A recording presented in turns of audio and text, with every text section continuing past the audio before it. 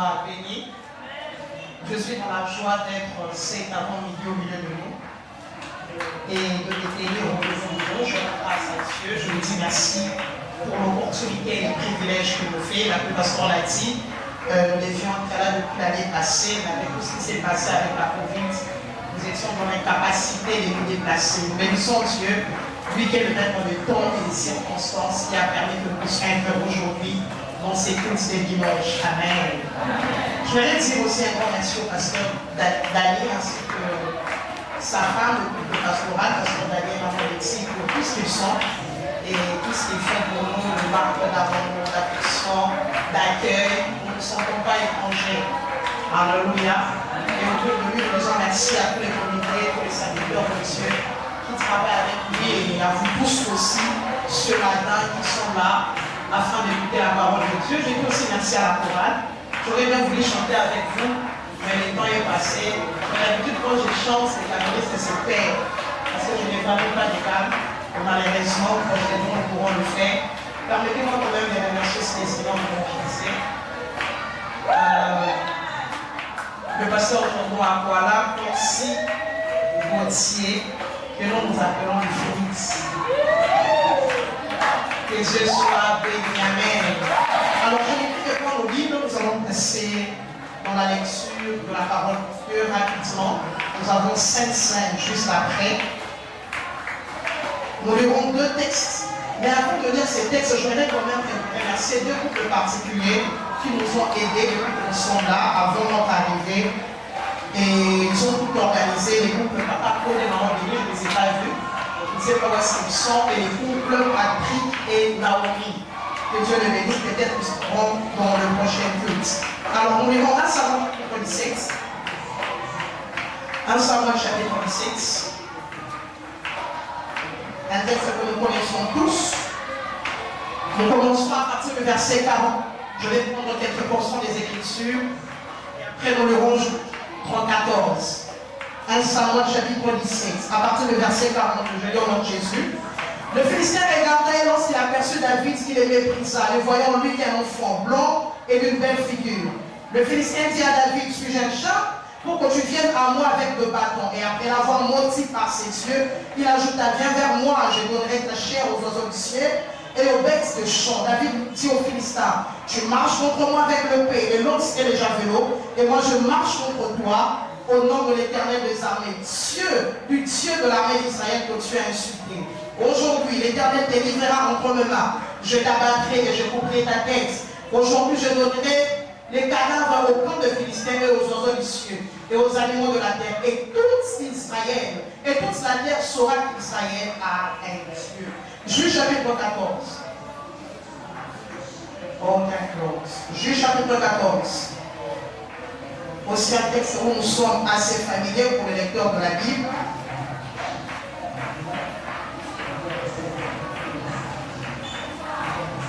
Mains sont levées, nous voulons te lever, t'adorer, et décéder. Tu es le Père de tous ceux qui ont Fils en eux, tu es Dieu. Tu remplis le ciel. Juge chapitre 14. Samson descendit à Timnaï et il vit une femme parmi les filles des Philistins. Lorsqu'il fut remonté, il déclara à son père et à sa mère et dit, je vis à Timnaï une femme parmi les filles des Philistins, prenez-la maintenant pour ma femme. Son père et sa mère lui dirent, n'y a-t-il point de femme parmi les filles, de frères, de tout notre peuple, que tu ailles prendre une femme chez les Philistins, qui sont incirconcis? Et Samson dit à son père, prenez-la pour moi, car elle me plaît. Son père et sa mère ne savaient pas que cela venait de l'Éternel, car Samson cherchait une occasion des disputes de la part des Philistins. En ces temps-là, les Philistins dominaient sur Israël. Samson descendit avec son père et sa mère à Timna. Lorsqu'ils arrivèrent aux villes de Timna, voici un jeune lion, rugissant vint à sa rencontre. L'Esprit de l'Éternel saisit Samson, et sans avoir rien à la main, Samson déchira le lion comme on déchirait chez vous. Il ne dit point à son père et à sa mère ce qu'il avait fait. Il descendit et parla à la femme et elle le plut. Quelque temps après, il s'est rendu à nouveau à Timna pour la prendre et se détourna pour voir les cadavres du lion. Et voici qu'il y avait un essai d'abeilles et du miel dans le corps du lion. Le verset 17. Elle pleura de lui pendant 7 jours. Que dira le festin? Et le 7e jour, il lui expliqua car elle est tourmentée. Et elle lui donna l'explication de l'énigme aux enfants de son peuple. Les gens de la ville dirent à Samson le 7e jour, avant le coucher du soleil, quoique le plus doux que le mien et le plus fort que les lions, il leur dit, si vous n'avez pas labouré avec ma génisse, vous n'aurez pas découvert mon énigme. Amen. Nous pouvons lire tous les versets du chapitre 14 pour connaître vraiment la quintessence, l'histoire. Je vais juste pris quelques portions pour nous permettre d'être dans le temps. Alléluia. Je disais Alléluia. Amen. Alors voici le thème que je vous propose ce matin, c'est que la victoire est certaine. Non, je réponds. Je disais que le thème que je vous propose ce matin est simple, la victoire est certaine. Amen. En fait, je suis en train de déclarer dans la vie de quelqu'un, puisque nous sommes dans l'année de la victoire, peu importe le combat que tu rencontreras, peu importe les défis que tu rencontreras, la victoire est certaine. Amen. Le texte que nous avons lu, c'est le texte des juges, vous connaissez, le texte des juges, les enfants d'Israël sont dans un cycle, Moïse est mort, Josué remplace Moïse, mais il ne laisse pas des successeurs, de telle sorte qu'avant sa mort, il dit, choisissez qui vous devez servir. Lui, on lui a laissé les bâtons, mais lui, il n'a pas laissé, il a laissé le peuple choisir. Et le peuple sont entrés dans un cycle où ils obéissaient à Dieu, ils péchaient à un certain moment, et Dieu suscitait quelqu'un qui venait les menacer, ça pouvait être les Philistins, les Amoréens, les Moabites, tout le peuple tout autour. Et les enfants d'Israël criaient à l'Éternel. Dieu les suscitait des juges. Nous avons des juges tels que Jephthé, Gédéon, Déborah, Samson que nous avons lu et tant d'autres. Et ces hommes venaient pour délivrer les enfants d'Israël. Et les textes que nous avons lu, il s'agit de cet homme Samson que Dieu avait suscité. C'était un Naziréen déjà avant sa naissance. L'ange dit à sa mère que cet enfant sera consacré dans le ventre de sa mère. Et c'est par lui que l'Éternel va commencer à accorder la délivrance. Et Samson reçoit la mission, il commence à accorder la délivrance, mais il était un peu provocateur. Parfois il créait des événements tout simplement pour attirer les ennemis vers lui et les battre à avoir la victoire. La partie que nous avons lu, nous verrons Samson qui quitte sa maison, qui va à Timna. Il va pour trouver une femme, il a trouvé une femme, la Bible dit que la femme plaisait à Samson. Et Samson est allé prendre ses parents, il dit écoutez, nous allons aller à Timna parce que là je vais rencontrer une femme. Alléluia. Alors nous voyons que Samson a fait un déplacement, il quittait là où il était, dans sa famille, dans sa maison, pour aller quelque part, pour rencontrer une femme, prendre une femme. Cette femme était une bénédiction pour Samson. Et il voulait posséder. Ainsi, frères et sœurs dans le Seigneur, plusieurs fois dans la vie, nous entreprenons des démarches, des parcours. Nous quittons un endroit, un lieu. Ça peut être une situation, ça peut être un événement, ça peut être un endroit géographique où nous y allons quelque part pour trouver la chose qui nous plaît. Je le sais, qu'est-ce qui t'a amené ici? Je le sais, chaque jour quand tu sors, qu'est-ce que tu pars chercher? Qu'est-ce que tu pars rencontrer? Mais pour Samson, il partait avec une mission, c'était celui de rencontrer et d'avoir sa femme. Et pendant qu'il partait, Samson a rencontré un problème. Il a rencontré une difficulté, il a rencontré ce qu'on appelle les coupeurs de route, c'était un lion. La Bible dit un lion s'est dressé contre lui. Vous savez, quand j'ai fait cette expérience, je ne sais pas, c'était encore 10 heures ou 3 heures, 13 heures, je ne sais, les routes. Depuis Kinshasa jusqu'ici, quand vous voyagez en véhicule, souvent il y a des embuscades que les gens mettent. Ça peut être des Koulouna, ça peut être des bandits, ça peut être des voyous, ça peut être une difficulté quelconque, des choses qui viennent pour couper la route.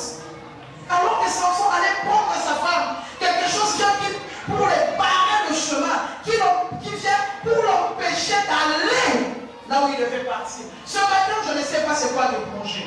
Ce matin, je ne sais pas c'est quoi que tu as entrepris. Ce matin, je ne sais pas qu'est-ce que tu veux faire. Quelles sont les décisions que tu as prises pour cette année, que l'année ne finira pas sans que tu aies réalisé telle ou telle autre chose. Ce matin, Je ne sais pas à qui je parle, mais je suis venu avec une bonne nouvelle. Peu importe les difficultés que tu rencontreras, peu importe le problème que tu rencontreras, le Dieu qui t'a appelé t'amènera à bon port. Est-ce que je parle à quelqu'un? Des coupeurs de route. Vous savez, vous pouvez rencontrer des coupeurs de route dans beaucoup de domaines. Vous pouvez rencontrer des coupeurs de route dans les fiançailles. Vous avez commencé votre histoire et puis subitement à la compréhension où ça ne marche plus. Je n'ai pas maintenant parce que je suis fiancé, hein, je ne suis pas comme pasteur. Alléluia. Vous pouvez rencontrer des coupeurs de route dans un mariage. Le couple était stable. Vous vous aimez. Tout s'est passé bien. Et subitement, le foyer est en cacophonie.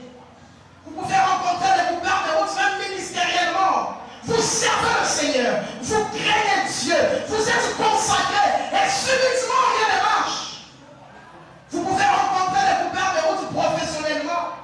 Subitement, le chef ne t'aime plus. On te met les bâtons dans les roues. Nous pouvons rencontrer les coupeurs de route en famille, à l'occasion des liens. Tout le monde sont contre toi. D'une manière ou d'une autre, nous rencontrons des choses qui viennent arrêter notre marche. Qui vient mettre une pause. Des coupeurs de route. J'aimerais nous dire une chose ce matin. Si c'est par où tu as commencé avec Dieu, tu l'achèveras certainement. Mon message ce matin est destiné à 3 catégories de personnes. La première catégorie de personnes, ce sont des gens qui ont déjà rencontré un problème. La deuxième catégorie de personnes, c'est pour les gens qui sont dans les problèmes. Et la troisième catégorie, c'est pour ceux qui rencontreront les problèmes. Je ne suis pas prophète de malheur. Je voudrais que tu puisses prendre ce message à crédit. Quand ces choses arriveront, comment faire? Et ces coupeurs de route, c'est généralement ce qu'on appelle des problèmes, mais aussi des combats. On ne peut pas parler de la victoire si au préalable, il n'y a pas de combat. Alléluia. L'apôtre Paul dit ceci dans 2 Corinthiens, il dit, comme nous les contemplons, nous sommes transformés à la même image de lui, de gloire en gloire. Et nous nous déclarons des victoires en victoire. Si nous devons passer d'une victoire à une autre victoire, c'est qu'entre les deux victoires au milieu, il y a un nouveau combat. Mais l'assurance, nous arriverons au bout. Je vais définir le mot combat. Le mot combat en grec, agomozal, en grec, ça veut tout simplement dire lutter avec un adversaire, lutter avec une difficulté, lutter avec un danger. Samson a lutté avec un lion. Ou encore s'efforcer devant une situation. Nous rencontrerons des problèmes, des difficultés, d'une manière ou d'une autre. Quelqu'un qui est célibataire, il rencontre un problème dans le célibat, il prie. Il va au mariage. Après le mariage, c'est les combats de la stabilité dans le foyer. Après le foyer, c'est les combats de la stabilité et de l'éducation des enfants. Après les enfants, on se soucie de leur bien-être, de leur épanouissement. La vie est faite de succession de problèmes. Il y a quelqu'un dans la Bible qui va nous aider à comprendre, il s'appelle David. Nous l'avons lu dans 1 Samuel 17. Quand nous lisons la vie de David, nous nous rendons compte que la vie de David était faite de succession de problèmes. La vie de David était faite de beaucoup d'étapes. David, le premier problème qu'il a rencontré, c'est qu'il était abandonné de son père. Lui-même, il dit dans le psaume, mon père et ma mère peuvent m'abandonner, mais pas Dieu. Déjà dans son bas âge, il avait ces problèmes-là d'abandon. La preuve en est, la Bible dit que pendant que ses frères, Eliab, Shaban et Labas et les 50 autres frères de David étaient à la maison, c'est lui qui allait garder les troupeaux. Un enfant qu'on aime, on ne l'envoie pas dans les dangers. La Bible dit, Jacob, tellement qu'il aimait Joseph, il avait envoyé tous ses frères dans les champs, il avait gardé Joseph. Ça montre que Joseph était aimé. Mais David, comme il n'était pas aimé, c'est lui qu'on envoyait à la bourse. Dès le bas âge, il a eu un combat d'amour maternel. Il a grandi avec la vertu. Il a grandi avec des blessures intérieures. Et après ça, David a rencontré un autre problème. Il explique dans 1 Samuel 17 quand il parle à Saoul. Il dit, quand j'ai gardé les troupeaux de mon père, j'ai terrassé les lions et l'ours. Un autre type de combat qu'il a rencontré. Des animaux féroces, des animaux sauvages. Mais David a remporté la victoire. Après la victoire des l'ours, David devait cette fois-ci plus se battre avec des animaux, parce qu'il n'était pas le roi de la forêt. Il a rencontré un nouveau adversaire qui était On sait vraiment ce qui s'appelle Goliath. Oh, pauvre David, sa vie n'est pas que de combat en combat. Après Goliath, il va remporter Goliath. Cette fois-ci, la personne qui va les combattre, c'est son propre roi, Saoul. Saoul décide de tuer David. Il ne veut pas se donner le repos aussi longtemps que David n'a pas eu sa tête.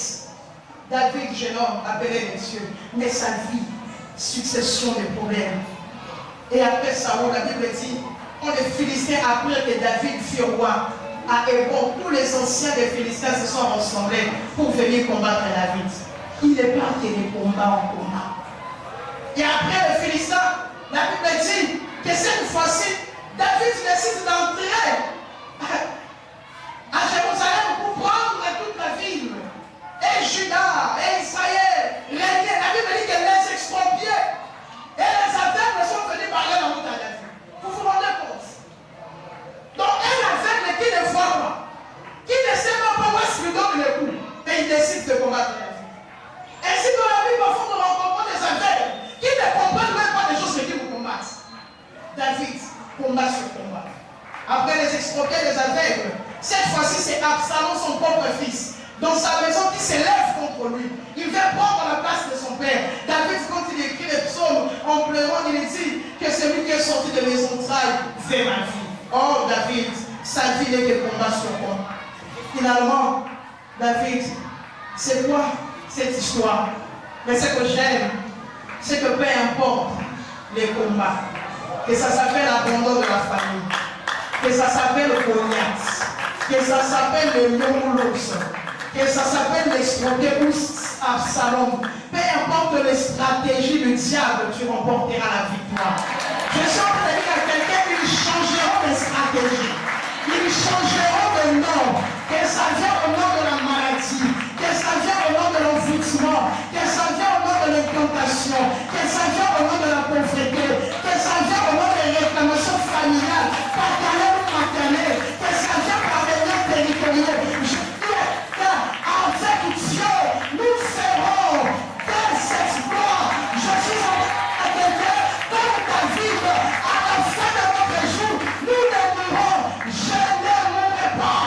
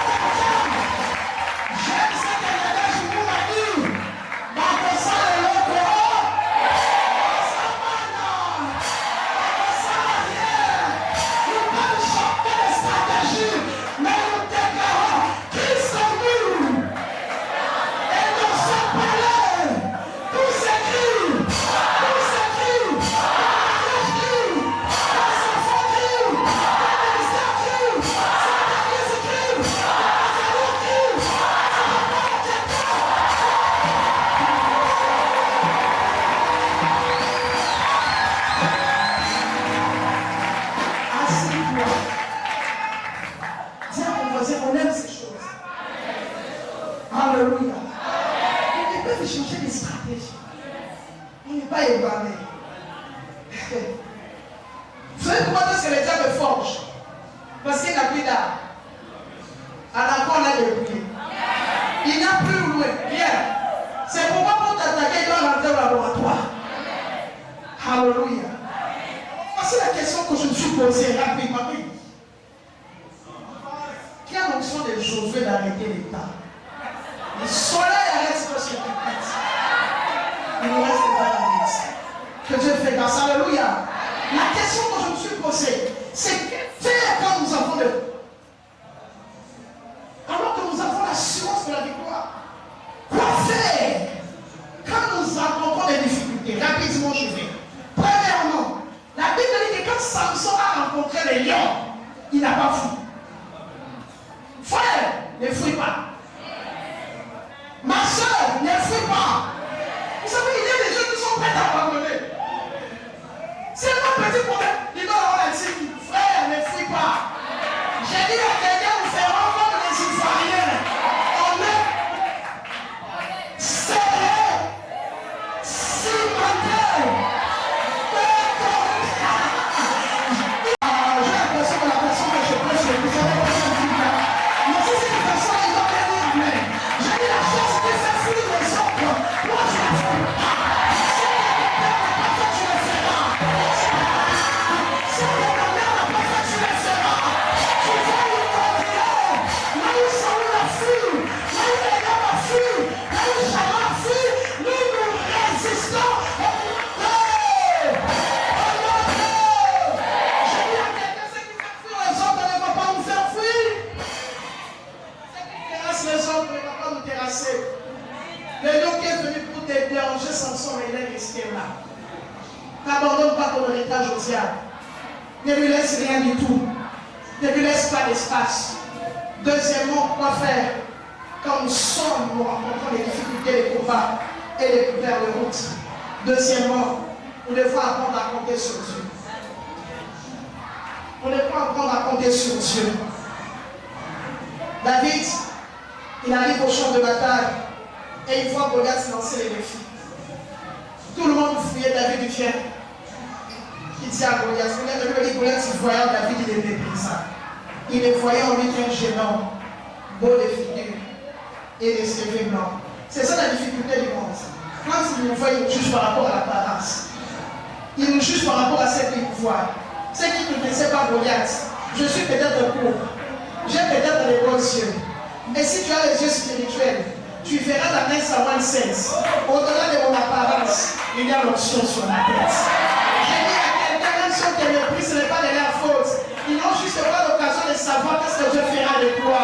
La difficulté des gens de ce monde, ils nous critiquent, ils te critiquent parce que tu viens avec la même chemise. Ils te critiquent parce que tu n'as pas garé derrière. Je dis à quelqu'un, laisse-moi le temps. Laisse-moi le temps parce que ce que Dieu a prévu s'accomplira. Laisse-moi te briser. Laisse-moi te mépriser. Comment ce que tu ne sais pas, il y a l'onction sur moi. Il y a l'huile sainte sur moi. Il y a la grâce de Dieu sur moi. J'ai un avenir. Je dis à quelqu'un que nous, non seulement que nous ne fuyons pas, mais nous portons sur Dieu. Comment t'as dit ceci? Suis-je un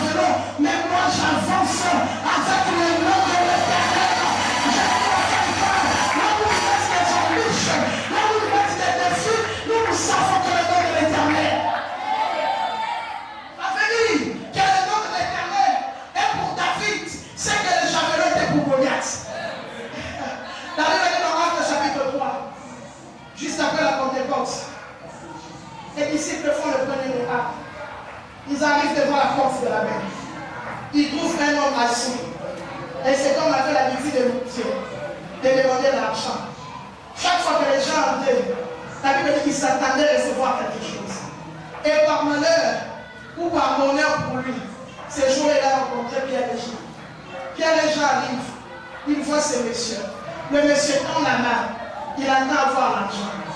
Mais Pierre lui dit, je n'ai ni or, je n'ai ni argent. Je vois ce monsieur être découragé. Oh les gars, vous êtes des banquiers, vous ne faites rien. Moi j'ai besoin d'argent. J'ai envie de pas presser. J'ai dit ne sois pas pressé. Même si je n'ai pas l'or, même si je n'ai pas l'argent, j'ai plus que ça. L'or et l'argent t'achètera la voiture, mais tu resteras estropié. L'or et l'argent te donnera un cousin, mais tu resteras estropié. L'or et l'argent te donnera une femme, mais tu resteras estropié. Il a dit, je n'ai ni or, ni argent, mais c'est que j'ai en ton cœur. Et marche. J'ai dit à quelqu'un, toi qui as Jésus dans ton cœur, tu as la plus grande richesse.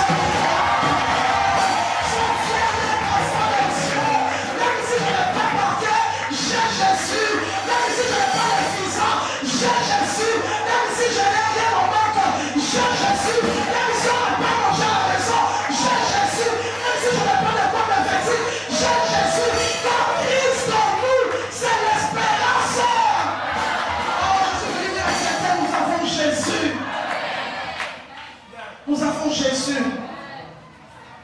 Ézéchias dit dans 2 Chroniques chapitre 20, le verset 12 dit, oh Seigneur, nous sommes sans force.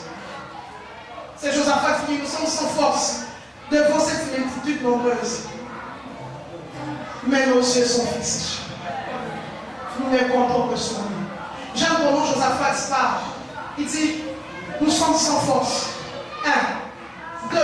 2. Devant cette multitude nombreuse. Mais il ajoute, malgré ces deux états, nos yeux sont fixés. Ézéchias montre sa faiblesse.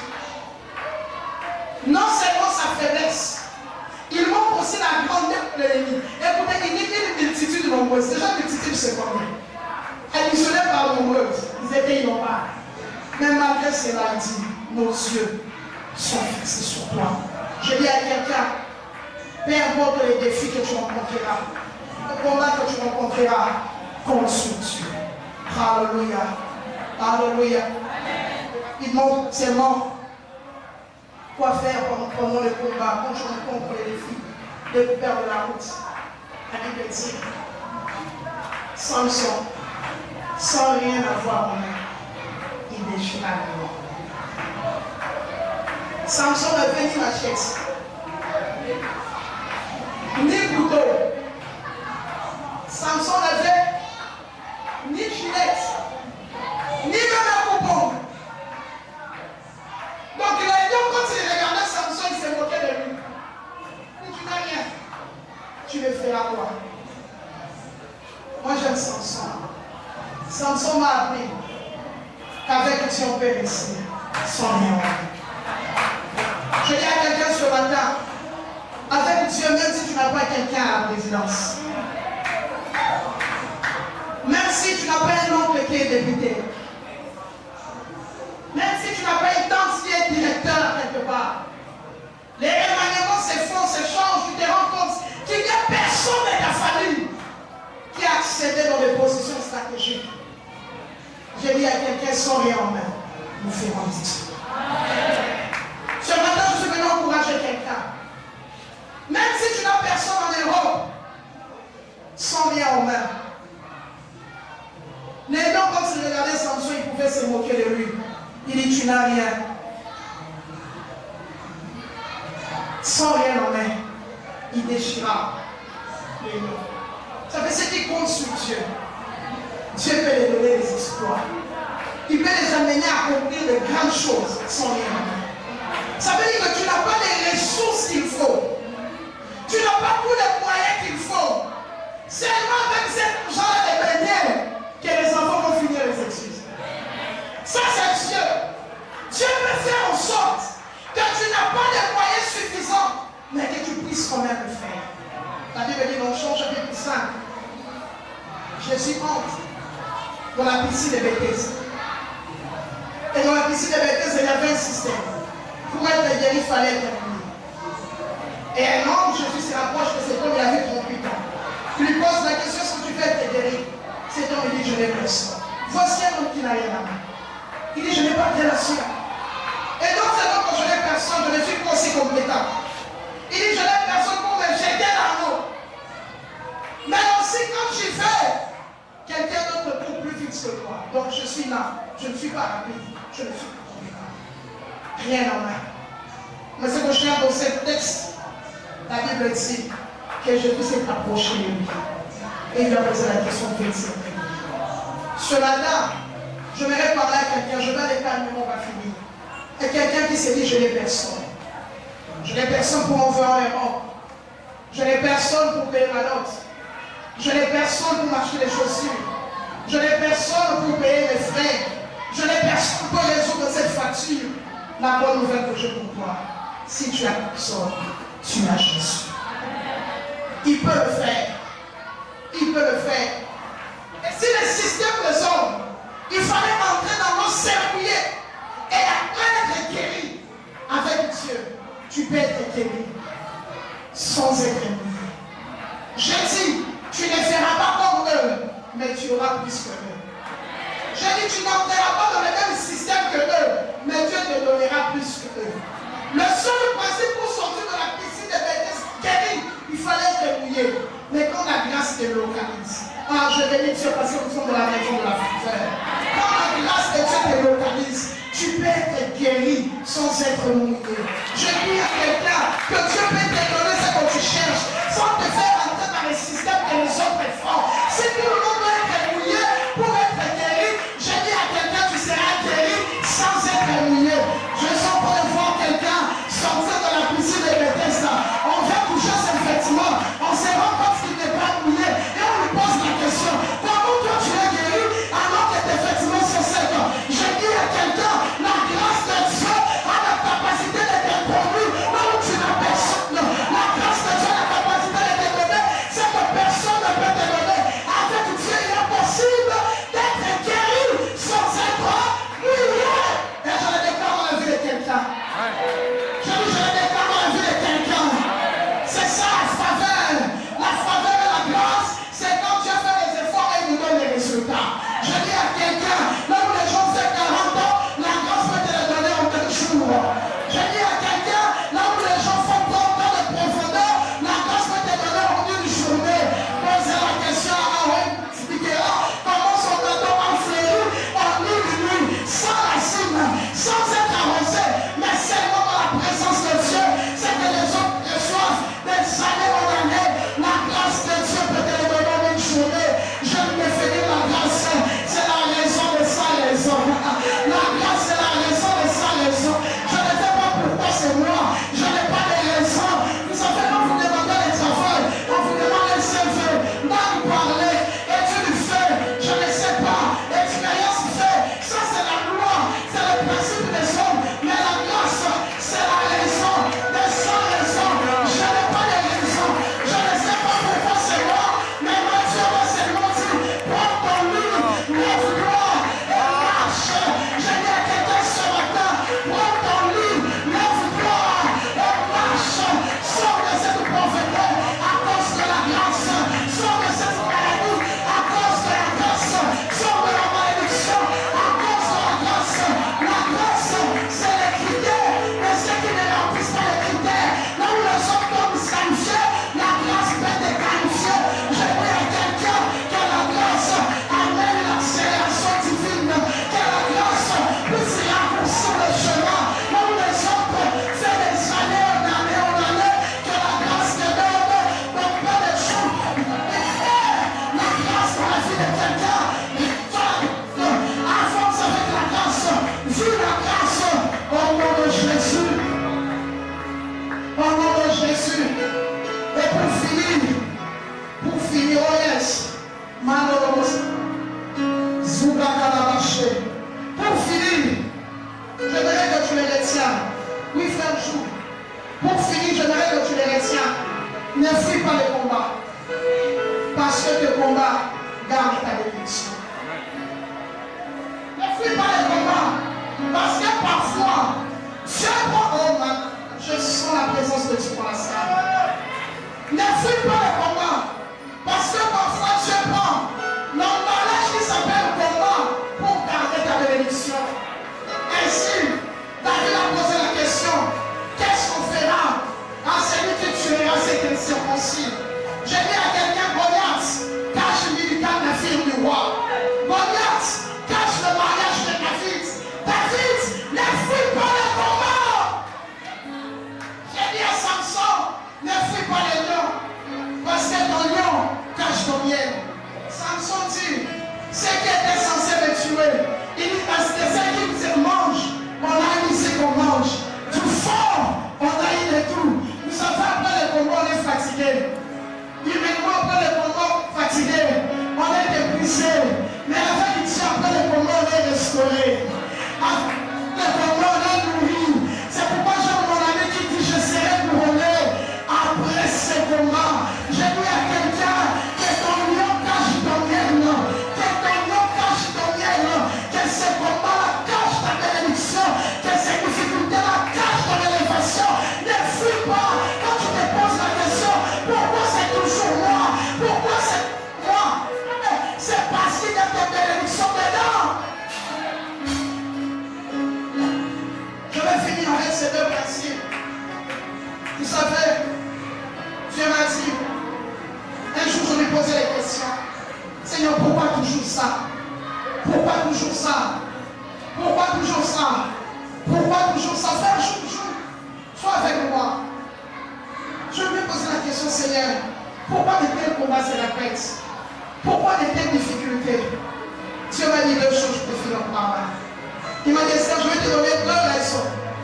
Pourquoi le diable attaque les enfants de Dieu? Pourquoi on a des combats? La Bible dit ceci. Quand Jésus est né, les mages sont allés vers les hôtes. Souffrez. Les mages sont allés vers les hôtes. Et ils ont dit, nous sommes venus adorer le roi Maman. Ma question est celle-ci. Un bébé, on l'appelle qui? Prince. Un bébé, on l'appelle prince.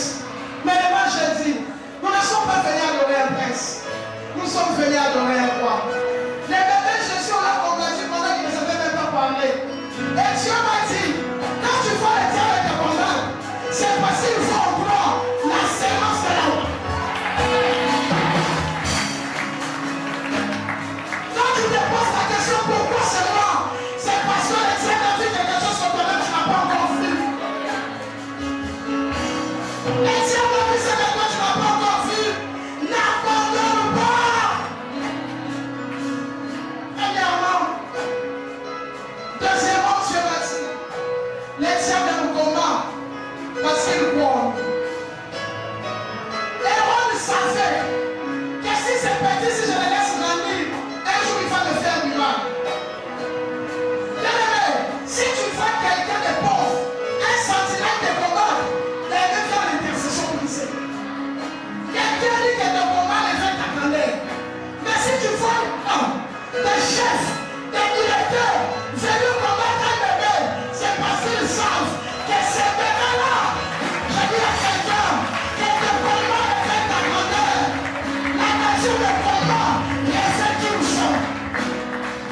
En Liban, on dit, papa de la caméra, où était là. Troisièmement, le combat veut dire que le diable ne nous a pas encore vaincus. Frère, on ne combat pas un cadavre. On ne combat pas un cadavre. Mais si tu vois le diable te combattre, il vient seulement te dire, depuis que j'ai commencé à t'attaquer, depuis que j'ai commencé à te déranger, jusque-là, je n'étais pas encore saisi. Tu ne fais que m'échapper. Je dis à quelqu'un, nous sommes encore là. Malgré leur assaut, malgré leur piège, malgré ce qu'ils peuvent vivre, nous sommes encore là. Tiens bon. Tiens bon. Tiens bon. Oh la vache, chaman.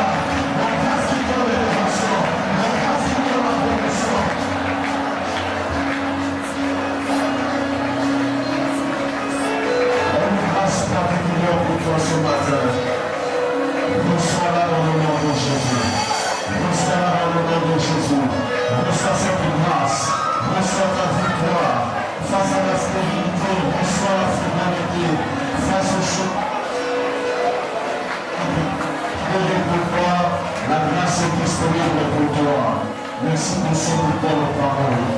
Merci pour ta grâce et ton onction. Dans le nom de Jésus-Christ, nous acclamons très fort à notre Seigneur. Nous acclamons très fort à notre Seigneur.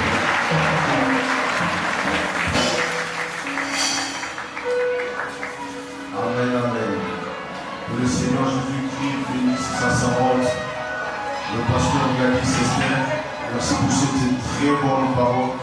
Et merci pour la grâce de Dieu ce matin. Alors nous voulons passer à une autre étape de ce culte. Nous voulons nous approcher de la table du Seigneur. L'apôtre Paul dit, la nuit où le Seigneur Jésus-Christ fut arrêté, il prit du pain, il a rendu grâce. Après avoir rendu grâce, le Seigneur Jésus-Christ lui-même dit, prenez ceci et mangez c'est encore. L'apôtre Paul dit, et chaque fois que nous prenons le nom du Seigneur, nous témoignons